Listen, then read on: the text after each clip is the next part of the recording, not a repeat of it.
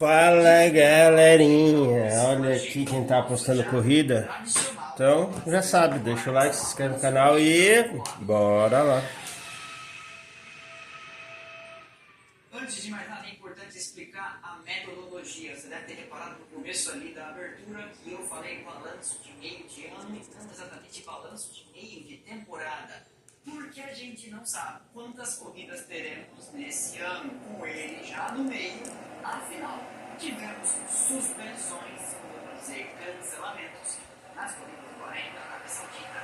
Temos ameaça ainda sobre os grandes prêmios do Azerbaijão em Baku, no Catar e em Abu Dhabi. A corrida do Bahrein acontecerá entre os finais de semana de Baku e Singapura. Tinha um nível ali, mas ela não estará na pista de Sakir, e sim em Sepang, na Malásia.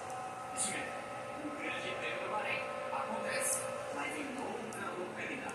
Por causa disso, estabelecemos então aqui um critério de sempre 12 etapas, metade, metade, e sim 31 para nessa mesma data os pontos de 2025 e de 2026. E em pontos absolutos a gente terá uma diferença, já que nessa parte do ano de 2025 houveram 13 grandes prêmios. Nesse ano, 11. Mas não teremos mudanças porque estamos falando aqui de porcentagem, aproveitamento de cada equipe. Lembra que eu falo agora? Como faço em todos os anos, temos aplicado aqui a metodologia de aproveitamento, ou seja, se uma equipe cruza a linha de chegada em primeiro e segundo, marca 100% dos pontos possíveis, 25 com 18. E também, mais uma vez, faço aqui a ressalva, não adianta somar as porcentagens, porque na Fórmula 1 você faz 100% dos pontos possíveis com o primeiro e o segundo, mas o terceiro ao décimo, eles também são pontos. Portanto, não cabe a besteira de somar as porcentagens. Vai dar mais de 100%. Sempre compara a equipe com o que ela poderia ter feito matemática básica, mas acredite, eu já fui perguntado sobre essa porcentagem, eu mais de 100%, então mais de 100%. E a equipe só consegue marcar 100% dos pontos totais distribuídos se ela tivesse 10 carros e cruzasse com eles nas 10 primeiras posições. Enfim, acredite, como diz o ditado, mesmo Houston, se tem marca, tem história. Já estou explicando, eu já quero interpretar. Então, o universo de pilotos possíveis desse ano em 11 etapas tem uma custa de 73 minutos até aqui. E a equipe chegou mais perto, a Mercedes vai com mudança de 79. Sacou? Esta é o melhor aproveitamento, é melhor a Aston Martin, todo mundo vai para lá. O que nos leva, inclusive, ao começo da nossa lista, lá no fundo, na frente.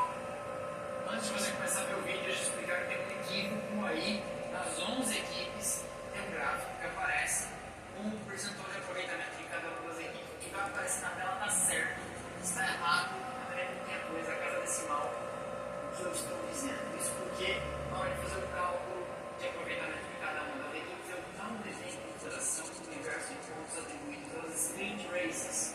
São 4 sprints nesse começo de ano que não estão constando, portanto, no cômputo geral, que influencia o percentual de aproveitamento. É cada decimal é pouca coisa no universo de pontos total e não muda a ordem inclusive nenhuma das 11 equipes. Mas você vai ver que eu estou falando uma coisa desse, por exemplo, 12,4% está aparecendo no gráfico, 12 não, pouquinha coisa. Mas só para você saber que eu me enlouqueci completamente, não disso. Tá bom? Só pra vocês saberem. Então, tá parecendo que tá certo, o que eu tô falando tá ligeiramente equivocado. Se fosse arrumar cada uma dessas passagens, teria que reclamar um vídeo. É um material bruto, quase uma hora, levando uma energia do campo pra eu conferir, deixar como tá, o gráfico tá certo, e aí explicar pra vocês ali no começo, tá bom? Vai na nossa, nos vídeos que a gente tá valendo, as ordens de produção estão certas e os comentários continuam válidos. Ou não? Valeu!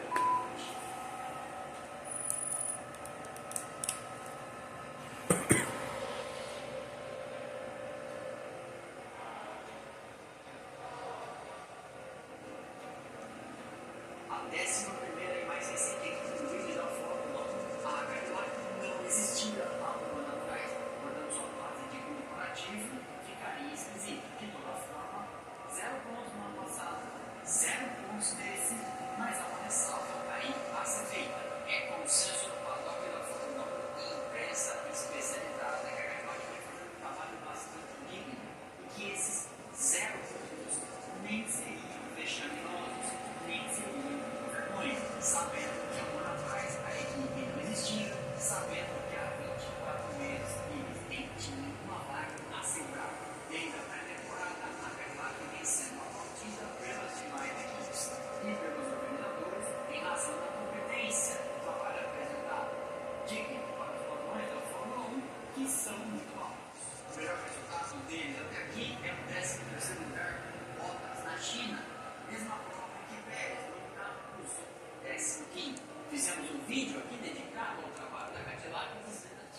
ação no desafio que ele se propõe e as escolhas, diferentes, por exemplo, da Haas, que compra tudo que pode da Ferrari, já a Cadillac preferindo fazer coisas in-house, fazer coisas na fábrica, para passar pelo duro aprendizado e um dia ser autônoma, sonhar em ser grande. Por isso, ela é 11ª, tem 0 ponto, mas merece aqui uma nota 5 pelo que vem fazendo. O vexame, que a essa altura até se esperava que aparecesse com uma equipe que partiu de uma folha em branco, era grande. E ele veio com outra equipe.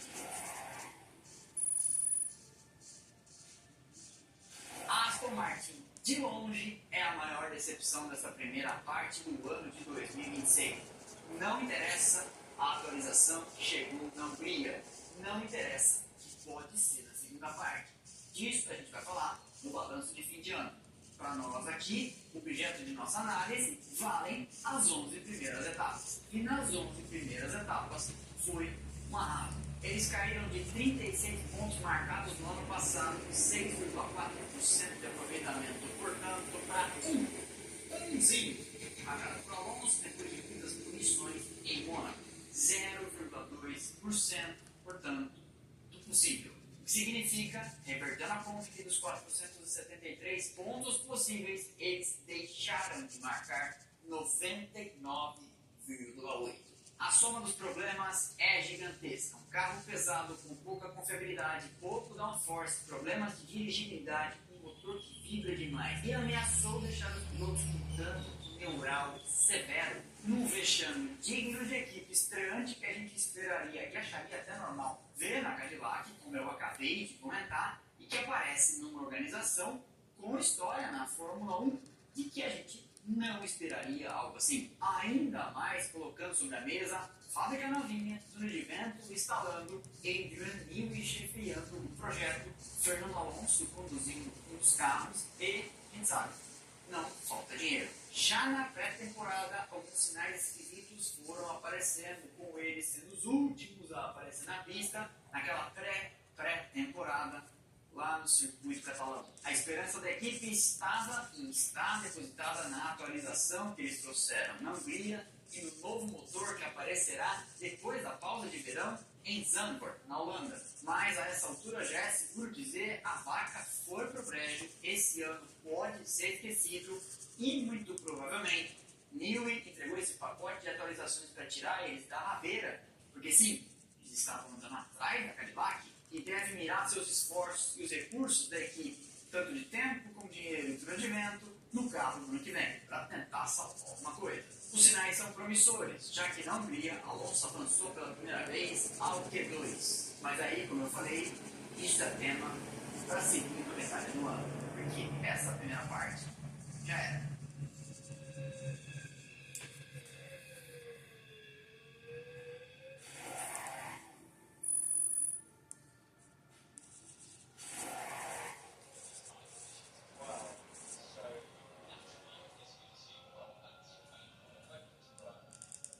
A Williams tem a queda mais acentuada, levando em consideração as equipes de meio de pelotão. Isso porque, em 2025, ela foi quinta nos construtores no final da temporada e no corte de meio de ano tinha 70 pontos marcados, 12,5% dos possíveis. Nesse ano, eles têm 11 e estão atrás da Audi, com Ricciardo e Gabriel Bortoleto, com um aproveitamento de 2,3%.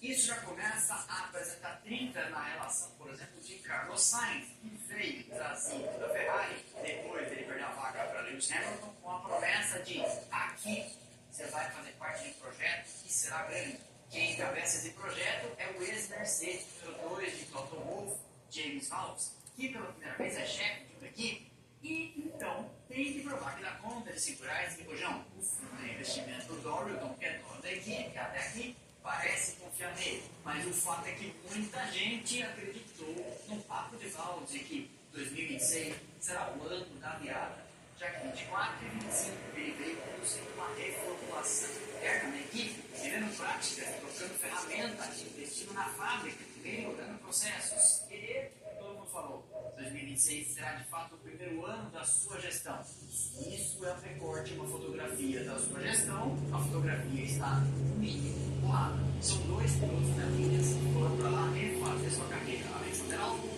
depois do Brigaton e na esfera de influência, e Sainz, que foi chutado para a Ferrari quando o Hamilton veio. Acabei de falar isso. Os dois querendo, sonhando algo melhor.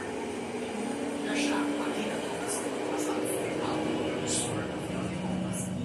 É o melhor do resto, atrás das quatro grandes da frente. Só que nessa primeira metade do ano, a Williams passou longe desse patamar e não há nenhum sinal de que ela deve voltar para essa quinta posição. O carro é pesado, falava no começo do ano em mais de 25 quilos acima do mínimo, sabendo que a cada 10 quilos você perde 4 décimos, o que nos põe a pensar então que eles tomam só por excesso de peso 1 segundo a mais por volta. E não à toa, portanto, o futuro de Sainz é especulado em outra equipe, que vem agora na sequência.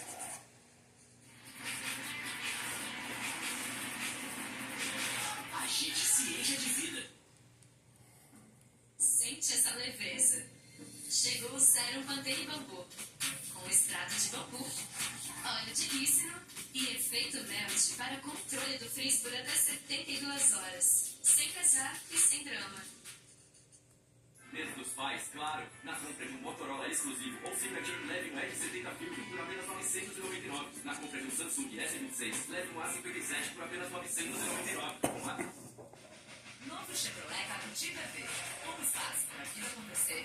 Teto solar panorâmico, carregamento rápido, a partir de R$ 199.990. Além do elétrico.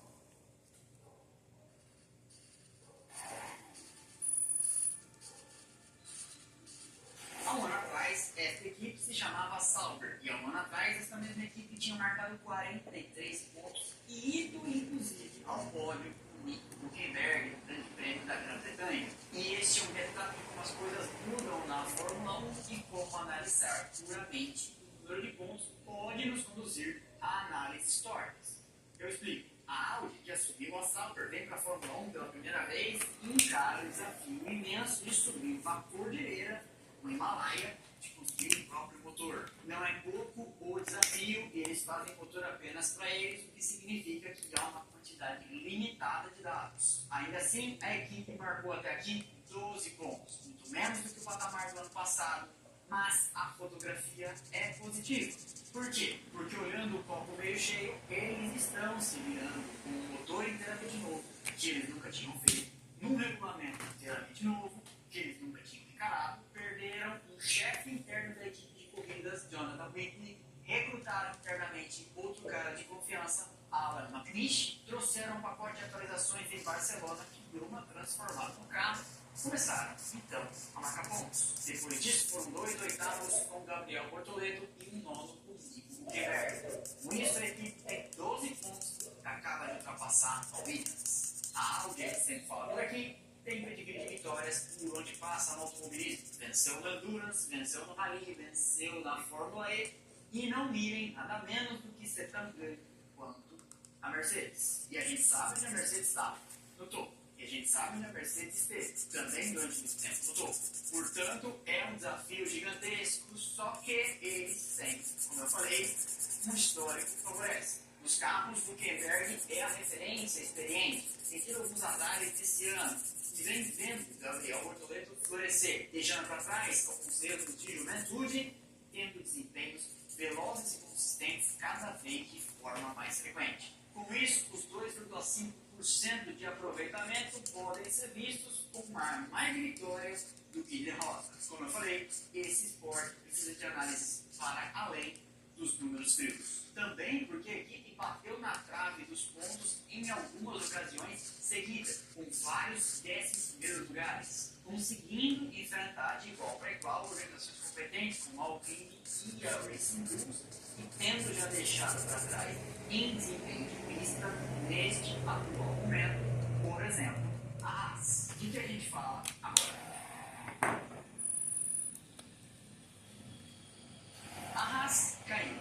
Caiu do ano passado para cá e caiu do começo desse ano para agora. eram 35 pontos de 559 possíveis no ano passado, portanto 6,3%, e agora são 21, levando eles a 4,4% possível. Mas tem algo interessante aí, porque a Haas marcou 25 pontos nesse ano, 18 de Oliver Berman, 3 de Esteban Ocon, e esses 21 pontos foram marcados, todos eles, nas 6 primeiras corridas. Portanto, 5 etapas que a Haas não pontua, uma verdadeira derrocada em direção ao fundo. Porque nesse momento, como eu falei, eles não são vários para desafiar, por exemplo, a Audi, que estava atrás. Eles tiveram, no começo do ano, 7º e 5º lugar com Berman na Austrália e na China, e o inglês foi novamente aos pontos com o 10º lugar, mais um pontinho, portanto, no Canadá. Esteban Ocon pontuou 2 vezes com um 10º no Japão e um nono em Mônaco. E foi só. Portanto, em Barcelona, Red Bull Ring, Silverstone, Spa e na Hungria, nada de pontos para eles. Internamente, o que a gente vem vendo é um banho de Berman e Ocon, que já tem seu nome aí ameaçado na marca do pênalti, para ser substituído por vários candidatos. O meio do brasileiro Rafael Câmara. Mas tem mais. Tem mais. E aí, gostaram? Então já sabe, deixa o like, se inscreve no canal e até o próximo vídeo. Valeu e falou!